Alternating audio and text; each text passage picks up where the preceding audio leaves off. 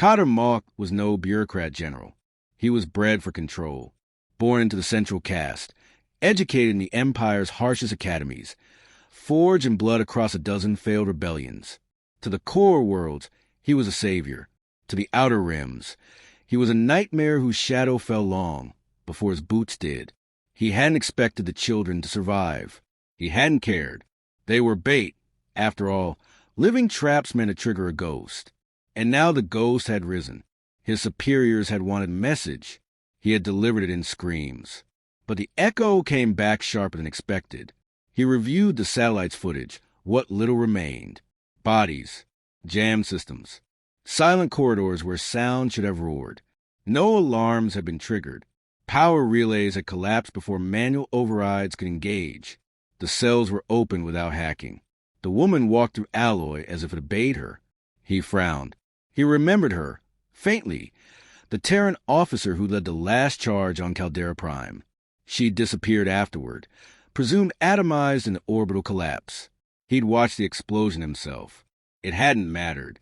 Now she walked free. Now she hunted. The Empire declared her a terrorist.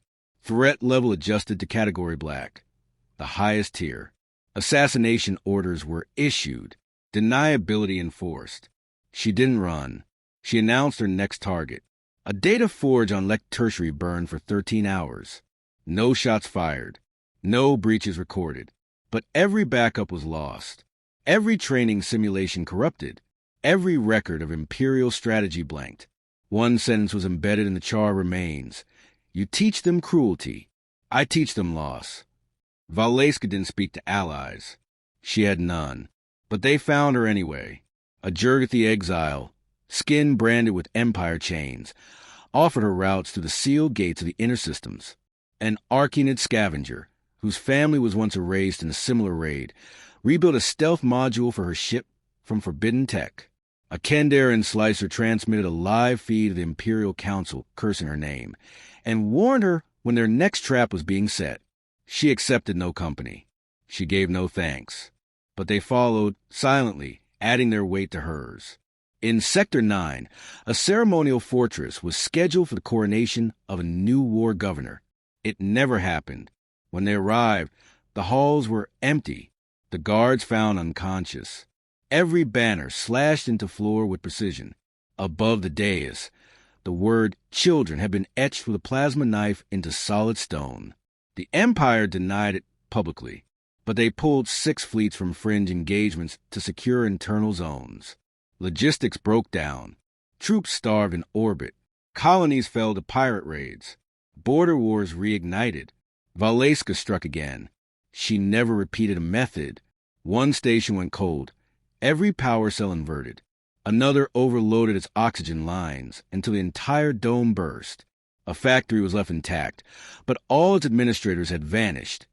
In their place, recordings of Empire raids, edited from the children's perspective. For the first time, the Empire's soldiers hesitated. They began asking questions. Some requested transfers. Others faked injuries. A few deserted entirely, citing nightmares of a woman with no face, only fire. Sarek Rulon tracked her movements in silence. He marked each node she struck, each pattern she avoided. It wasn't random. It was surgical. And it formed a spiral, a tightening one, centered on Cotter's region. He sent a warning to Central Command. They ignored it. Too many battles elsewhere. Too much pride. He stopped asking. Instead, he acted. Using his clearance, he rerouted supply lines away from civilian zones, pulled children from training outposts under guise of system realignment, and began seeding leaks, anonymously, of what happened on Aerolus 9. It reached the fringes first, then mid-worlds, then core worlds.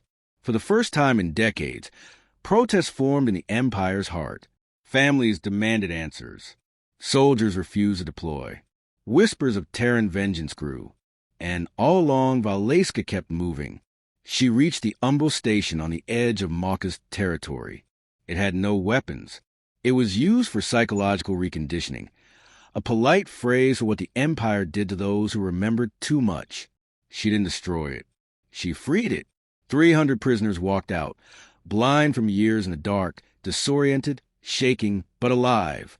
She left them on the nearest habitable moon with coordinates broadcast to every aid organization in the galaxy. The story spread faster than the Empire could silence it. They started calling her the Silent Fire. She didn't care. She had a name in mind, and it wasn't hers. Cotter prepared. He moved his headquarters to a mobile dreadnought. He surrounded it with escorts. He deployed decoys and shielded against electronic incursions. But fear had already crept in. His staff walked lightly. His words no longer roared. He reviewed footage of Alaska again and again. The way she moved. The way systems failed in her presence. It made no sense. She wasn't augmented beyond military specs. She had no fleet. She had no army. And yet entire star systems bent around her like she was the center of gravity. He issued an open challenge. A coded message broadcast to human channels. If you want me, come.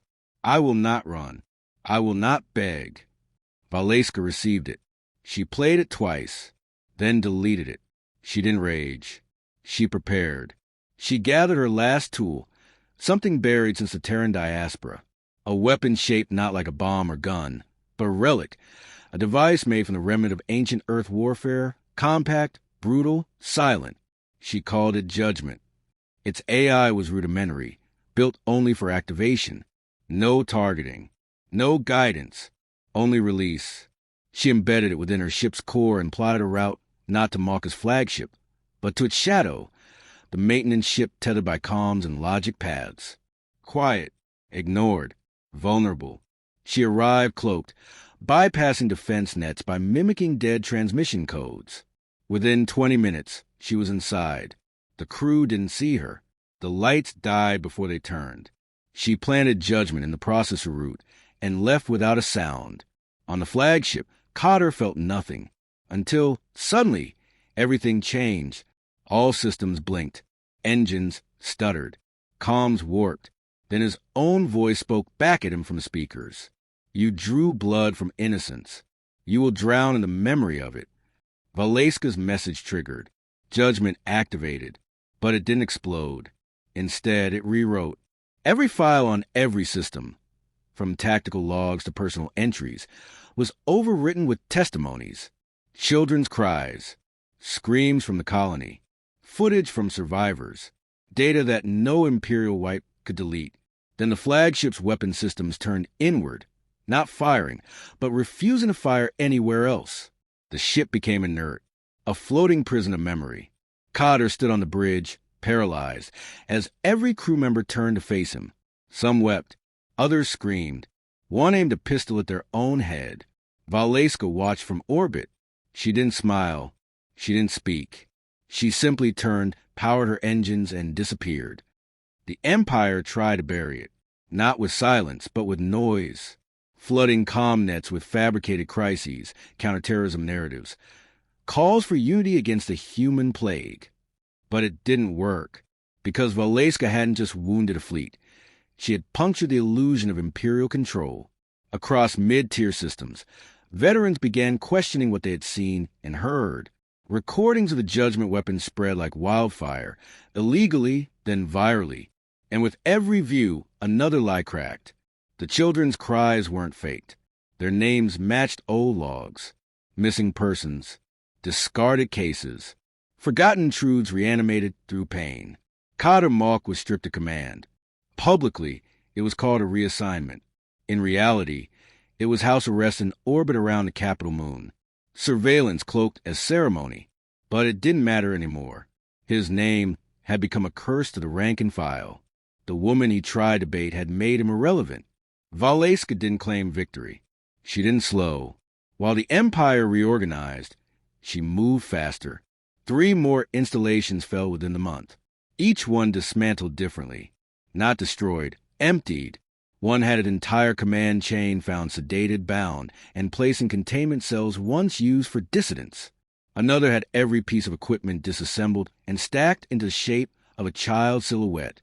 The message was unmistakable. She would not stop. She would not accept apologies. She would not settle for trials or blame shifting or token reforms. She wanted to rock on. that put her in the crosshairs of someone far more dangerous than Cotter ever was Grand Strategist Illith Rinvar. Illith had never lost a theater in 47 years of war. She had planned the subjugation of the Arcant clans, the neutralization of the Zyrene uprising, and the successful long-term assimilation of 8 Deathworlds. She did not care for pride. She dealt in outcomes. To her, Valeska was not a criminal. She was a vector, a virus that infected ideology. She didn't burn cities. She collapsed systems from within. Loyalty eroded in her wake. Orders were questioned. Chains of command tangled. Even among species who had feared humans, something was shifting. Reverence, curiosity, unease. Illith began her countermeasure not with weapons, but with myth. She curated a new campaign, a blend of seeded leaks, twisted facts, and half-truths. Valeska, they claimed, had been enhanced with uncontrolled AI tech. Unstable, possibly dying. Her mind frayed by grief. Her actions the result of personal madness, not principle. A rogue unit, a broken tool. It worked. Temporarily. On some worlds, belief returned to the Empire. On others, fear of the so-called AI ghost justified new martial law. But in trying to dehumanize her, they reignited what the Empire feared most, the human story. Veterans who had fought Terrans decades ago began speaking openly, not about hate, but about their shock, about the resilience, the unpredictability, the creativity humans displayed even in ruin. They remembered soldiers bleeding out just to jam a door open, dying with jokes on their lips. They remembered engineers rebuilding tech on the fly, using spare parts and half-insults. They remembered what the war had cost. And most of all, they remembered humanity's line. Hurt our children, and there is no treaty, no God, no future that will save you. The myth grew stronger. Valeska struck again. But this time, she didn't vanish. She walked into the Empire's own communications relay hub on Korai 7 and activated a public broadcast channel. She spoke 4 words. I am still coming. Then she left. The Empire scrambled an entire armada. They arrived too late. She had already moved on, and now the galaxy had a voice to match the fire. The resistance began formalizing, not as one faction, but as hundreds, disparate, small, disconnected by design, but coordinated through symbols. A child's drawing, a red handprint, a burned-out collar, graffiti tagged on bulkheads, whispers in refueling stations. They didn't need leadership. They needed belief. Illith saw it for what it was, insurgency beyond the material, an ideological wildfire. She shifted tactics again. She authorized Project Silence. It was not an operation. It was an erasure, a full purge of all records, all witnesses, all references to the events on Aerolus 9 and its aftermath. Academics were arrested. Families were disappeared. Any soldier who so much as mentioned the Terran was reassigned or decommissioned. Worlds were put under lockdown. Even internal sectors began seeing travel restrictions. The Empire closed in on itself, suffocating truth with bureaucracy. But it was too late. The more they erased, the more people remembered. The Resistance stole internal logs from Project Silence and broadcast them on independent quantum bands. Not edited, raw. They let the Empire condemn itself. The voices of children played across the stars, accompanied by timestamps and security IDs. Then came the fracture. A loyalist commander, tasked with transporting over 1,000 supposed high-risk prisoners, most of whom were former educators and medics, defected mid-flight. He delivered the captives to a neutral moon, then transmitted his resignation to the Empire Live, followed by his own execution. It shocked even the hardened. Valeska responded not with words, but action. She detonated an Empire recruitment station on a capital world, non-lethally. No one died, but every conscription database was destroyed. Hundreds of thousands of names deleted. Futures reclaimed. She left a single sentence behind. Your sins are not theirs. Illith ordered her captured alive. She formed a special task force made of species immune to human manipulation, armed with experimental tech designed to block Terran neural frequencies. She called them the Mirror Legion. They were fast, silent, lethal. They failed. One by one, they were neutralized, not through force, but persuasion.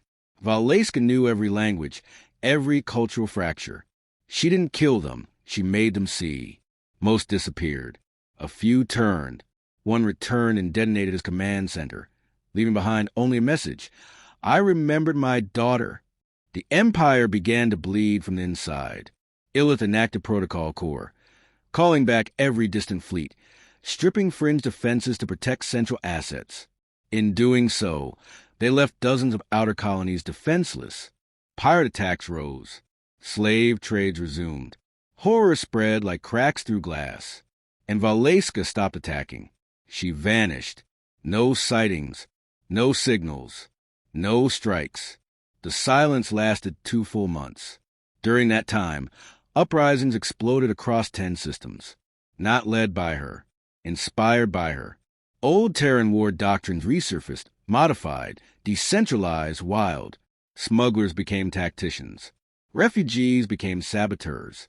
Entire crews defected, stealing Empire vessels and jumping into uncharted space. And just as Illith began to consolidate power again, just as it seemed the storm was waning, Valeska returned, not with bombs or knives or data attacks, but with children, survivors from Aerolus, 9 now older, trained, not in war, but in memory. Each one carried a story. Each one had footage, records, archives smuggled across 100 systems. And each one spoke. They didn't scream. They testified. They spoke to worlds, not soldiers. To civilians, not leaders. They told the truth, unedited, unburned. The result was catastrophic. They thought she would answer the challenge with vengeance. They were wrong. Valeska didn't bring a fleet to Crixus Prime. She brought silence. Every ship in her resistance armada powered down as it entered the system, drifting forward with only emergency beacons and transponders active. They didn't fire. They didn't even scan. They just arrived. The defenders braced for attack. Missile silos primed. Railguns locked. Fighters patrolled in tight formations, waiting for her betrayal. But no attack came. The Terran ship descended into the atmosphere of the Central Command world and landed in the plaza before Illith's fortress. Alone, no army followed. Valeska walked out. She wore no armor, carried no weapon, just a simple dark coat and a strip of metal bound around her wrist. The melted remains of her son's toy, forged into a reminder.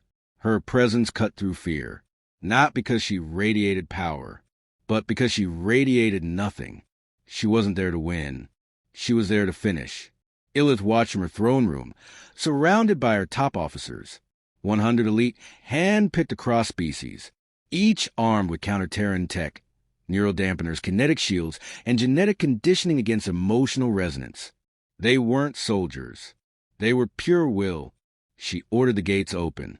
Valeska entered without hesitation. Illith rose to meet her. For the first time in her career, she looked into the eyes of something she couldn't predict. Valeska spoke only once. You know what you did. Illith responded with a blade. What followed wasn't a fight. It was collapse. Valeska didn't need to strike. She just moved. She disarmed Illith in a blink. Not by skill, but by pressure. The strategist stumbled. Her mind cracked under something she hadn't accounted for. Grief weaponized as purpose. No simulations had prepared her for a foe who had nothing left to lose. The guards moved. Valeska dropped 3 before the 4th could scream. Then stopped. She looked at the others. And waited. One by one, they dropped their weapons. Illith tried to run. Valeska caught her at the doors. She didn't kill her. She made her watch as every officer in that room surrendered. Made her listen as they recited the names of every child lost on Aerolus 9. Then she opened the transmission channel to the Empire. Illith was dragged in front of the camera. Valeska didn't speak for her. She let the children do it. One by one, survivors spoke. In every tongue. In every dialect. Across every system. No dramatic flourish. No theatrics. Just truth. They named names. Listed locations. Spoke of rooms with no windows. Of nights where silence meant safety. Of guards who laughed when the screaming stopped. of promises that someone would come for them. And then Valeska turned the camera to Illith. She asked only one question. Why? Illith tried to answer.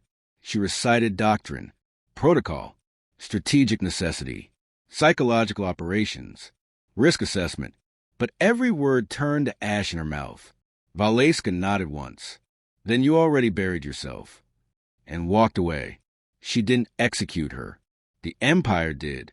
Not through law. Through collapse. The footage spread faster than any data virus. Empires fractured. Fleets mutinied. Governors fled. World declared independence before Central Command could respond. The Imperial Core became a vacuum. No warships. No supply chains. No command. Just silence. And Valeska didn't claim power. She dissolved it. She ordered all resistant cells to stand down militarily. Not surrender, but transition. From saboteurs to healers. From insurgents to builders. Reconstruction began. Not of the Empire. Of meaning. Entire systems once enslaved began rediscovering autonomy. Former collaborators were tried, not with vengeance, but with evidence. Tribunals run by the children themselves. Survivors cross-examined their tormentors and chose judgment with mercy, not because they forgot, but because they remembered everything. Valeska vanished again. Rumors placed her in the outer rings, teaching. Others said she entered stasis in a broken cargo ship orbiting the ruins of Aerolis. 9. Some claimed she was still fighting, silently, alone, wherever justice hadn't yet reached. But those who knew said something simpler. She had done what she came to do. She had reminded the galaxy that humanity was not invincible, not superweapons, not monsters, just parents. And that was enough. New alliances formed, not bound by flags or treaties, but by shared scars.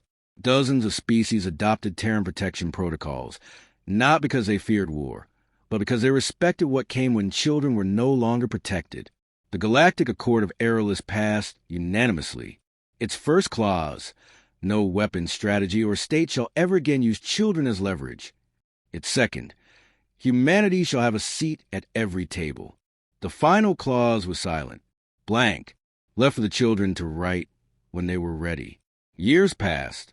The galaxy changed. Old battle stations became schools. Former slave ships turned into mobile hospitals. Dreadnoughts were stripped and converted into peacekeeping vessels under Terran oversight. And every year, on the anniversary of the Aerolis liberation, a single name is read aloud in every system that once bore the Empire seal. Valeska. No title, no rank, just a name. And the word she left behind. If you come for our children, you do not get war. You get us.